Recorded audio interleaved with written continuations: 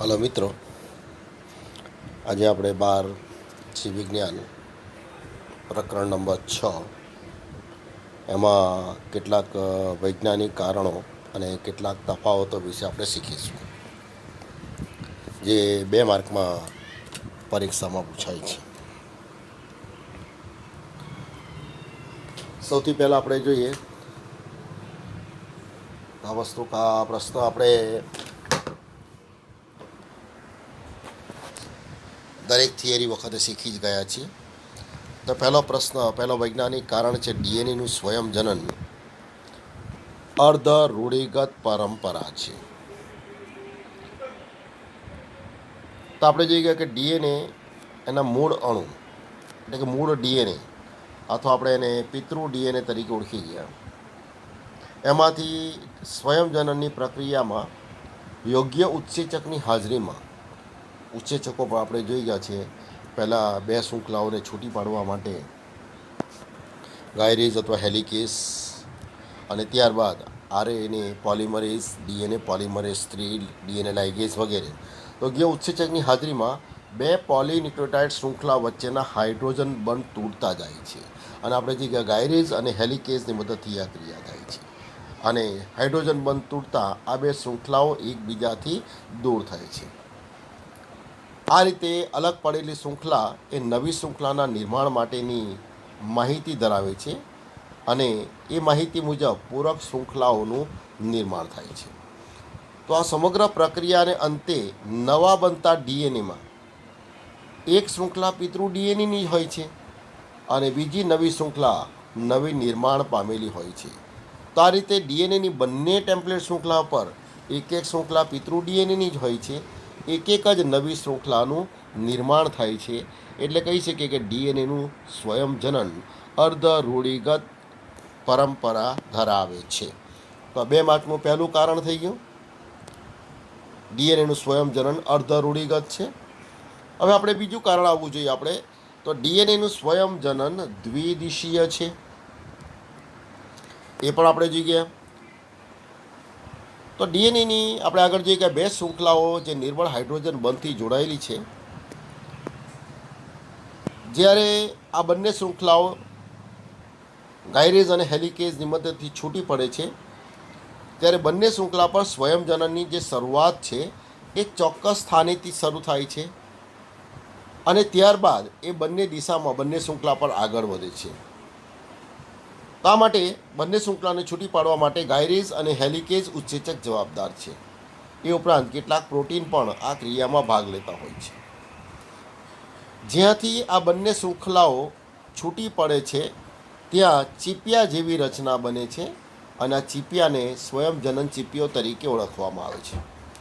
અને છૂટી પડેલી શૃંખલા એ ટેમ્પલેટ શૃંખલા તરીકે વર્તે છે. દાખલા તરીકે અહીંયા આપણે જોઈએ, આ રીતે જોઈ ગયા આપણે.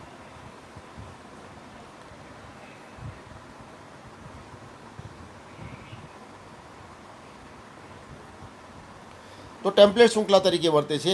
બંને શૃંખલા પર નવી શૃંખલાનું જે નિર્માણ થાય છે એની શરૂઆત હંમેશા 5 છેડેથી થાય છે. એટલે આ પહેલી શૃંખલાને સમાંતર જે નવી શૃંખલા બને છે અહીંયા એની શરૂઆત અહીંયા 5 છેડેથી થાય છે. આપણે જોઈ ગયા એ અગ્રેસર કુંતળ સળંગ બને છે.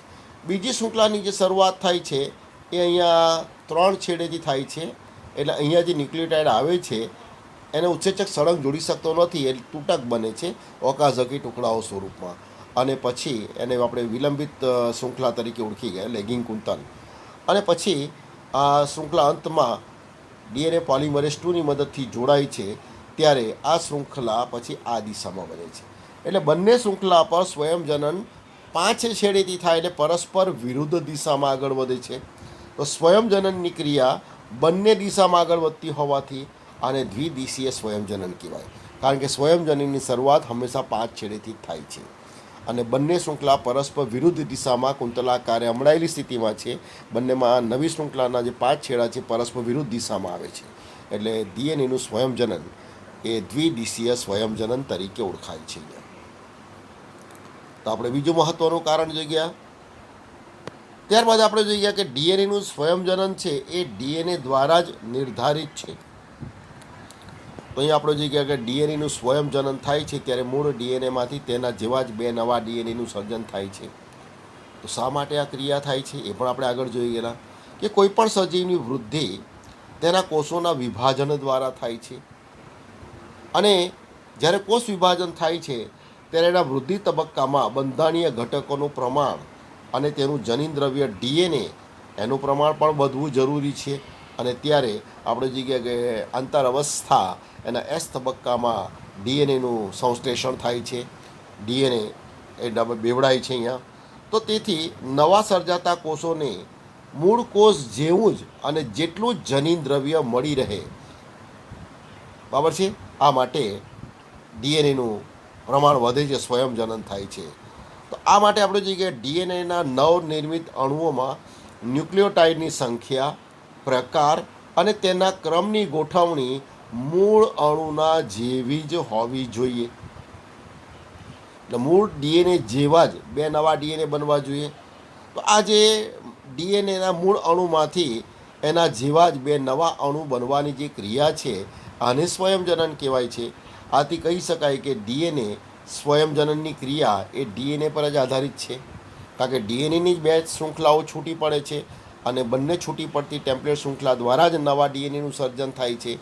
અને નવા જે ડીએનએ બને છે એ પિતૃ ડીએનએ જેવા જ હોય છે. તેમાં ન્યુક્લિયોટાઇડની સંખ્યા, પ્રકાર અને ક્રમ તેના જેવો જ હોય છે. તેથી કહી શકાય કે ડીએનએનું સ્વયંજનન એ ડીએનએ પર જ આધારિત છે.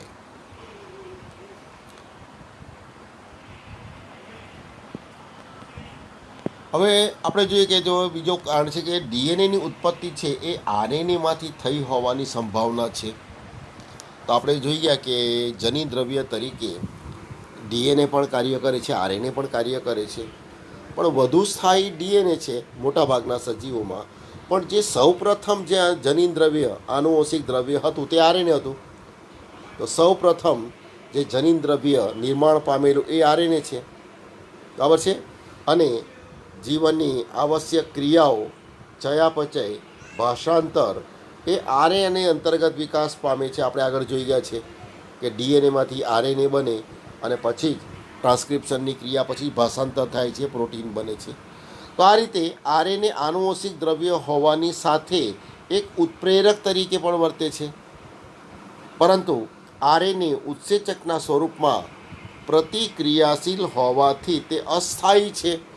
કારણ કે આપણે જોઈ ગયા કે આરએનએમાં જે શર્કરા છે એમાં બીજા કાર્બનમાં જે હાઇડ્રોક્સી સમૂહ OH સમૂહ આવેલો છે અને એની સાથે કોઈ પણ સમૂહ સરળતાથી પ્રક્રિયા કરી શકે છે. તો આ કારણસર રાસાયણિક રૂપાંતરથી ડીએનએનો ઉદ્ભવ થયો, જેનાથી તે વધુ સ્થાયી છે. અને વધુ સ્થાયી કેમ છે એના કારણો આપણે જોઈ ગયા છીએ આપણે.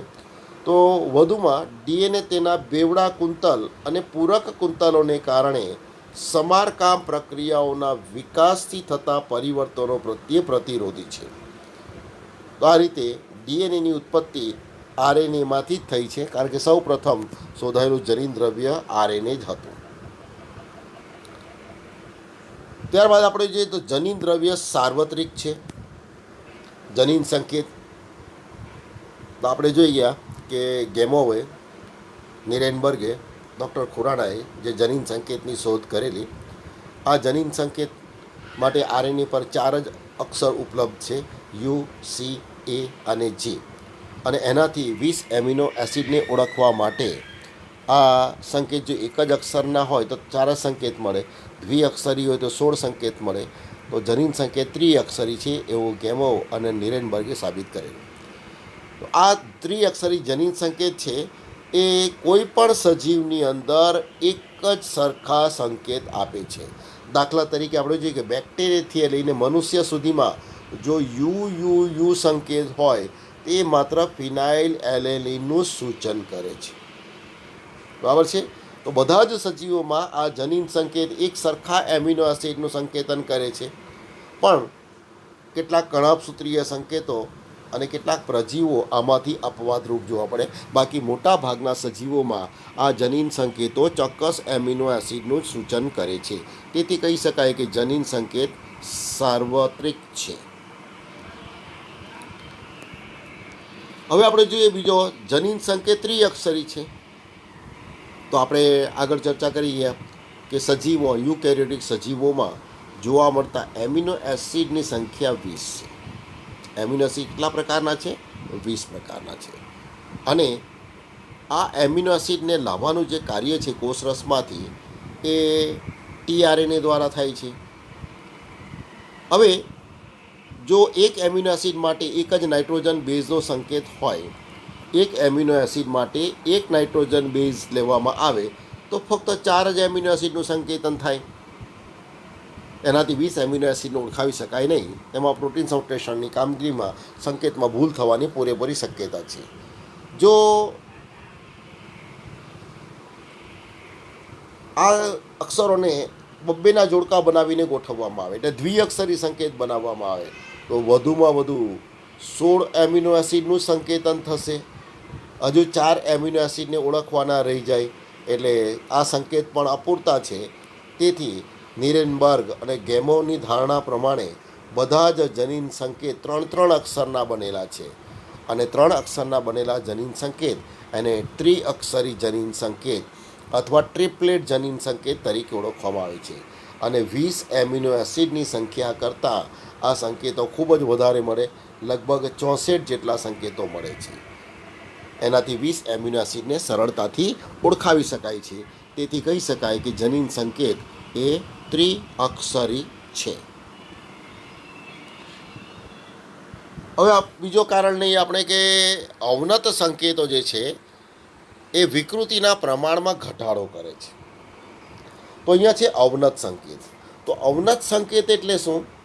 તો કોઈ એમિનો એસિડ માટે એક કરતાં વધારે સંકેતો હોય એવા સંકેતોને અવનત જનીન સંકેત તરીકે ઓળખવામાં આવે છે. આપણે આગળ જોઈ ગયા કે જનીન સંકેત ત્રિઅક્ષરી છે અને 3 શબ્દના જોડકા બનાવીને એને વિવિધ રીતે ગોઠવવામાં આવે તો કુલ 64 સંકેત મળે છે. અને 20 એમિનો એસિડ કરતાં સંકેતોની સંખ્યા ખૂબ વધારે છે. એટલે એક એમિનો એસિડ માટે એક કરતાં વધારે સંકેતો હોઈ શકે. તો જે એમિનો એસિડ માટે એક કરતાં વધારે સંકેત હોય તેને અવનત જનીન સંકેત તરીકે ઓળખવામાં આવે છે. જોઈએ આપણે એક એમિનો એસિડ માટે એક કરતાં વધુ જનીન સંકેત ધરાવે તો એને આપણે કહીશું અવનત સંકેત. તો આ સંકેતમાં પ્રથમ જે 2 સંકેત સરખા જ હોય છે, માત્ર ત્રીજા સંકેતમાં ફેર હોય છે. તો આ જનીન સંકેતના પ્રથમ કે દ્વિતીય ક્રમમાં જો ફેરફાર કે વિકૃતિ થાય તો એના સંકેતનમાં કોઈ ફેરફાર દર્શાવી શકાતો નથી. તેથી એમિનો એસિડનું સંકેતન યોગ્ય રીતે જ થાય છે, એમાં કોઈ ફેરફાર થતો નથી. પણ જો તૃતીય ક્રમમાં ફેરફાર થાય તો આ સંકેતન બદલાઈ જાય છે, પણ આ વસ્તુ શક્ય નથી. બરાબર છે? એટલે કહી શકાય કે અવનત સંકેતો એ વિકૃતિના પ્રમાણમાં શું કરે છે? ઘટાડો કરે છે. હવે આપણે જોઈએ કે હ્યુમન જીનોમ પ્રોજેક્ટ છે એ મેગા પ્રોજેક્ટ છે. આની પણ આપણે પ્રશ્ન વખતે ચર્ચા કરી ગયા છે કે આ હ્યુમન જીનોમ પ્રોજેક્ટ માનવ જનીનોના નકશા બનાવવાનો જે પ્રોજેક્ટ છે એ મેગા પ્રોજેક્ટ તરીકે ઓળખાય છે. એનું કારણ આપણે જોઈએ કે હ્યુમન જીનોમમાં લગભગ 3 × 10⁹ બેઝ પેર બીપી આપણે જોઈ ગયેલા બેઝ જોડીઓ હોય છે.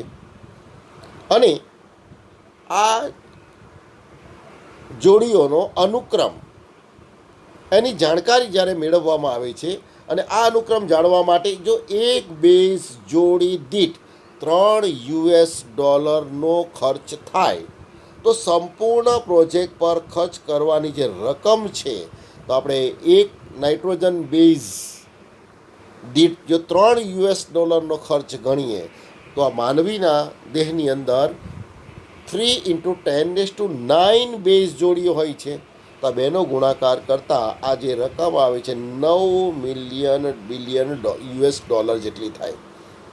તો આટલી મોટી રકમ એનો ખર્ચ કરવો પડે એટલે મેગા પ્રોજેક્ટ તરીકે ઓળખવામાં આવે છે. અને બીજું આપણે જોઈએ કે એના અનુક્રમ જેમ પ્રાપ્ત થતા જાય અને પુસ્તકોમાં એની નોંધ કરી ટાઈપ કરી એનો સંગ્રહ કરવામાં આવે.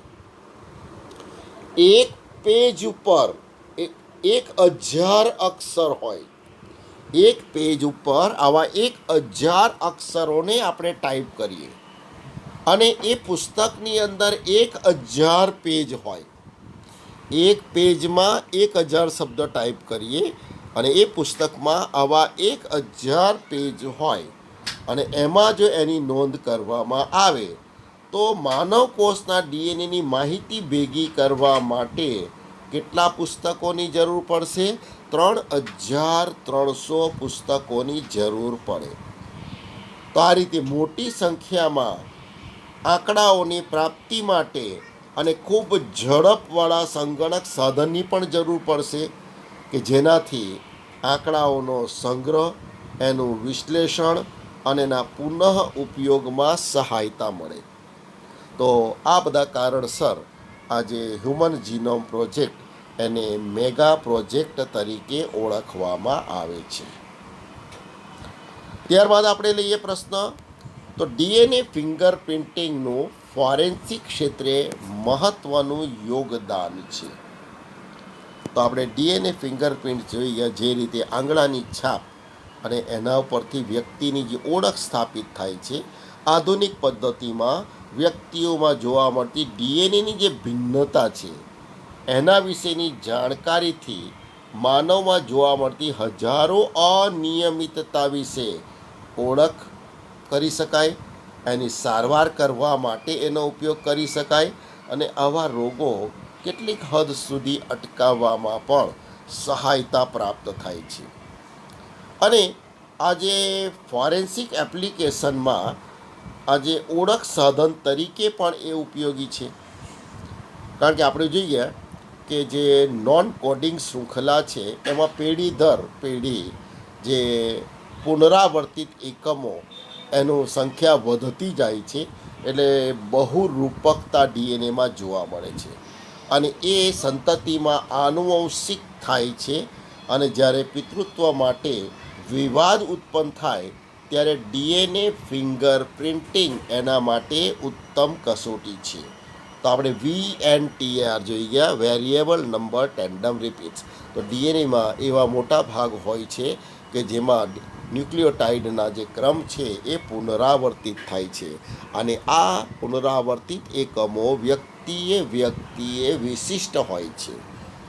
તો ડીએનએના ટુકડા કરીને જે પ્રોબ ડીએનએ, નાના શિખરવાળા પ્રોબ ડીએનએ અને એના પરથી એનું ક્લોનિંગ કરીને એ વ્યક્તિના VNTRની ચકાસણી કરીને એની ચોક્કસ ઓળખ સ્થાપિત થાય છે. તો આ માટે કોઈ પણ વ્યક્તિની પેશી, રુધિર, લાળ, હાડકાં, વાળ, એના શુક્રકોષ એમાંથી મળતા ડીએનએ એક સમાન બહુરૂપકતા દર્શાવે છે. તેથી ગુનેગારની પણ ઓળખ સ્થાપિત થઈ શકે છે અને સાથે સાથે પિતૃત્વ નક્કી કરવા માટે પણ આ ડીએનએ ફિંગરપ્રિન્ટિંગનો ઉપયોગ થાય છે. તેથી કહી શકાય કે ડીએનએ ફિંગરપ્રિન્ટિંગનું ફોરેન્સિક ક્ષેત્રે મહત્ત્વનું યોગદાન છે.